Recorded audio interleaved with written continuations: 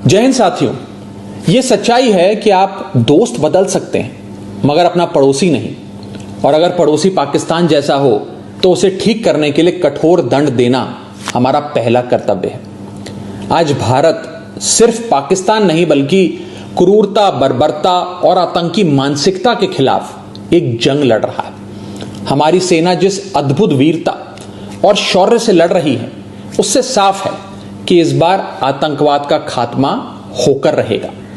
बस हम सबको अपने अपने ईश्वर, अपने अपने भगवान से सैनिकों की सलामती की दुआ करनी है, प्रार्थना करनी है और उनके परिवारों के साथ खड़े होकर उनका साहस और मनोबल बढ़ाना है। जिन परिवारों से निकलकर कर्नल सोफिया कुरैशी और विंग कमांडर व्योमिका सिंह जैसी बेटियां तिरंगे की शान संभाल रही हैं, जिन परिवारों के बेटे सरहद पर दुश्मन का मुकाबला कर रहे हैं, उन परिवारों के साथ चट्टान की तरह खड़ा होना है। दुनिया जानती है कि हमारा ये उसूल है, ना हम किसी को पहले छेड़ते हैं और ना ही बाद में किसी को छोड़ते हैं। 22 अप्रैल को पहलगाम में पाकिस्तानी आतंकियों ने जिस कायरता और क्रूरता से हमारे निहत्थे लोगों की हत्या की थी, वो मानवता के इतिहास पर एक कलंक की तरह है। सो हमने भी अपने बहनों के सिंदूर का बदला ऑपरेशन सिंदूर की पहली इंस्टॉलमेंट से ले लिया, मगर पाकिस्तान अपनी गलती मानने की बजाय भारत को ही आंख दिखाने लगा। उसने अपनी गलती स्वीकारने की जगह सीमा पर हमारे बेकसूर नागरिकों को और बच्चों को निशाना बनाने का आपराधिक प्रयास किया। वो भूल गया कि भारत जहां बुद्ध की धरती है वहां अर्जुन और भीम जैसे महान योद्धाओं की भी। भारत अगर गांधी का वंशज है तो भगत सिंह और चंद्रशेखर आजाद जैसे वीरों का भी।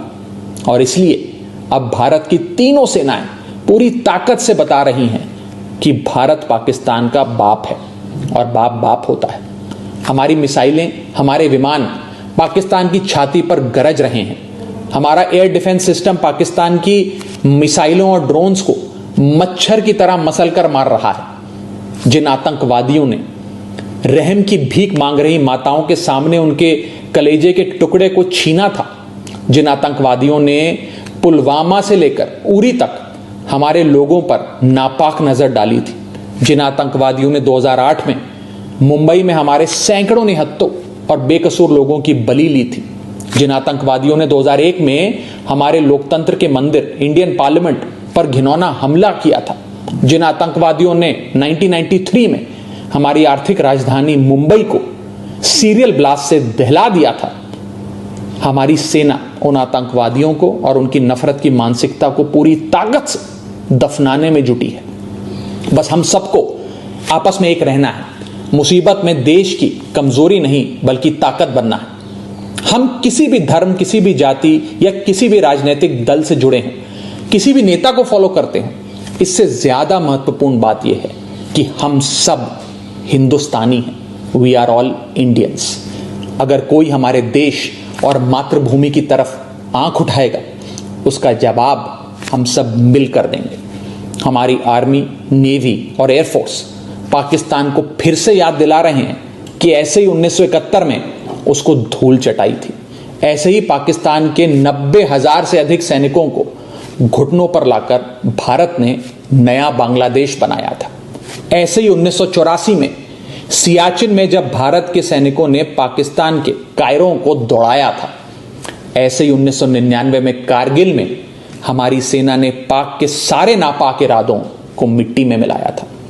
मगर पाकिस्तान की मेमोरी लगता है कमजोर है, इसलिए समय समय पर याद दिलाना पड़ता है। जो देश 24 घंटे 365 दिन पूरी दुनिया के सामने भीख का कटोरा लेकर खड़ा रहता है, जो देश अपने बच्चों के हिस्से का दूध आतंकियों को पिलाता है, उसका फन कुचलने का इस बार इरादा हर हिंदुस्तानी ने ठान लिया है। अब की बार पाकिस्तान को सुधार कर रहेंगे। भारत पाकिस्तान को चुनौती और चेतावनी दे रहा है कि सुधर जाओ, वरना अब काशी से लेकर इस्लामाबाद तक बहेगी गंगा, रावलपिंडी में लहराएगा भारत का तिरंगा। जय हिंद।